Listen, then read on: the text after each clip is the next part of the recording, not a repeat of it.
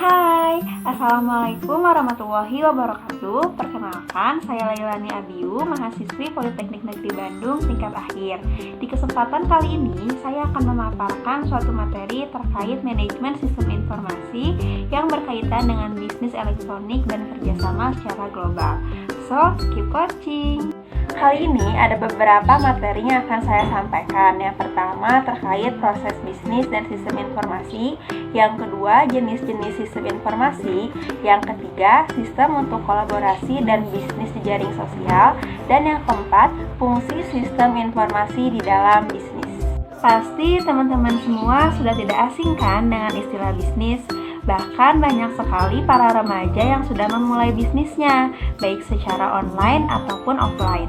Kali ini saya akan memaparkan beberapa proses bisnis, dimulai dari menyusun produk, pemeriksaan kualitas, menyediakan kebutuhan material, mengidentifikasikan pelanggan, memperkenalkan produk kepada pelanggan, menjual produk, membuat laporan keuangan, hingga evaluasi kinerja.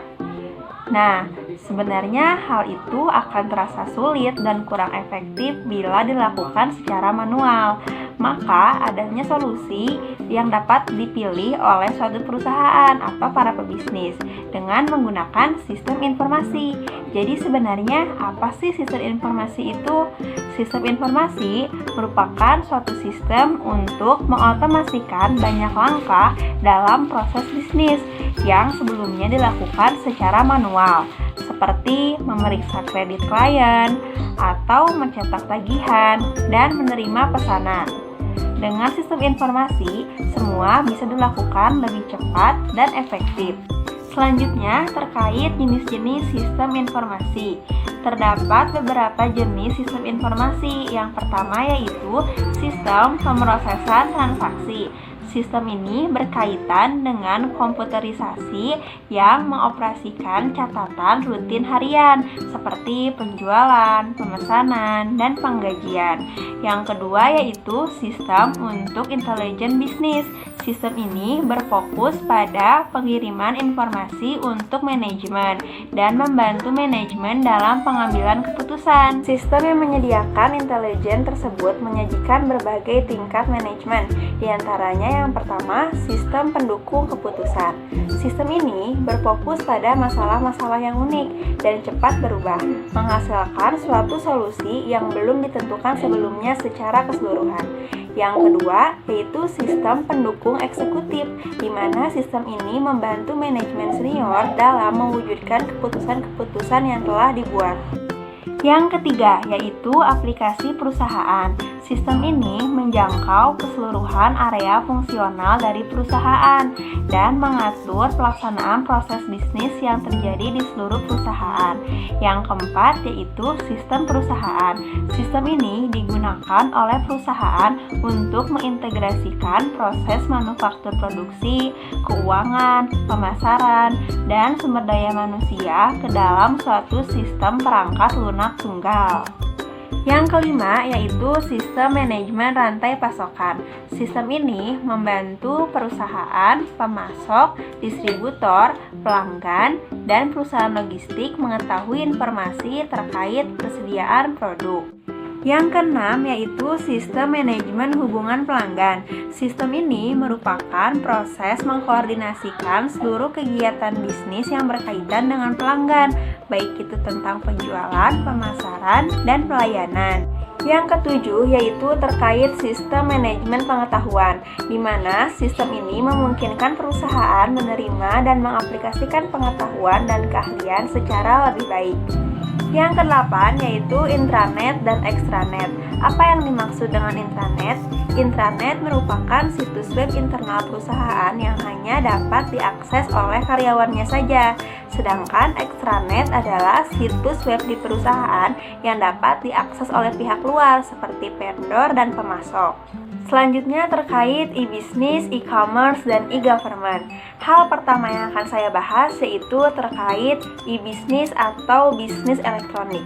Bisnis elektronik adalah suatu sistem yang mengacu pada penggunaan teknologi digital dan internet untuk menjalankan proses-proses bisnis utama dalam suatu perusahaan.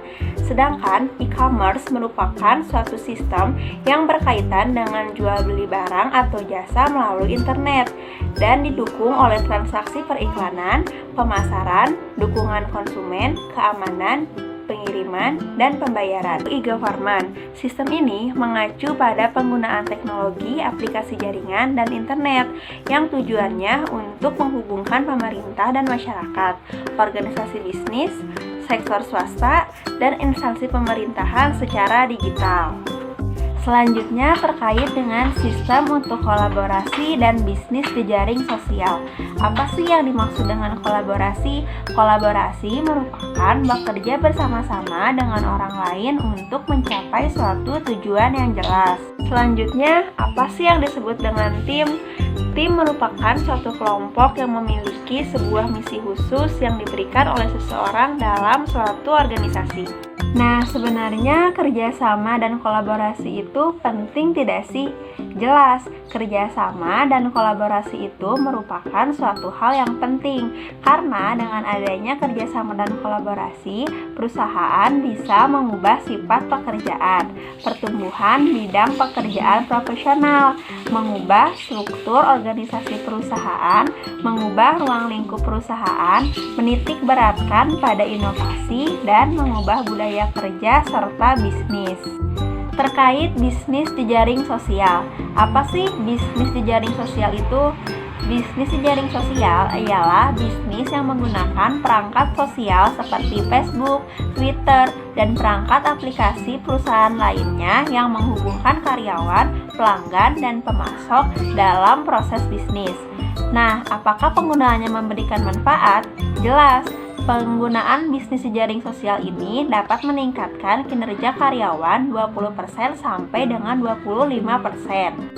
Terdapat beberapa perangkat dan teknologi yang bisa kita gunakan untuk kolaborasi dan bisnis jejaring sosial, yaitu seperti pesan instan, wiki, Google Site atau Google Apps, virtual meeting system, Microsoft SharePoint, dan Lotus Note. Fungsi sistem informasi di dalam bisnis. Adanya Departemen Sistem Informasi, yaitu merupakan suatu kelompok yang terdiri dari orang-orang yang bertanggung jawab terhadap jasa atau pelayanan di sektor teknologi informasi. Terdapat beberapa spesialis yang meliputi programmer, analisis sistem, manajer sistem informasi, dan pemimpin proyek, di mana mereka semua bertanggung jawab dalam pemeliharaan perangkat keras dan perangkat lunak, serta seluruh jaringan atau infrastruktur yang ada di dalam perusahaan. Nah, itu dia materi yang dapat saya sampaikan di video kali ini. Atas perhatiannya, saya ucapkan terima kasih. Wassalamualaikum warahmatullahi wabarakatuh.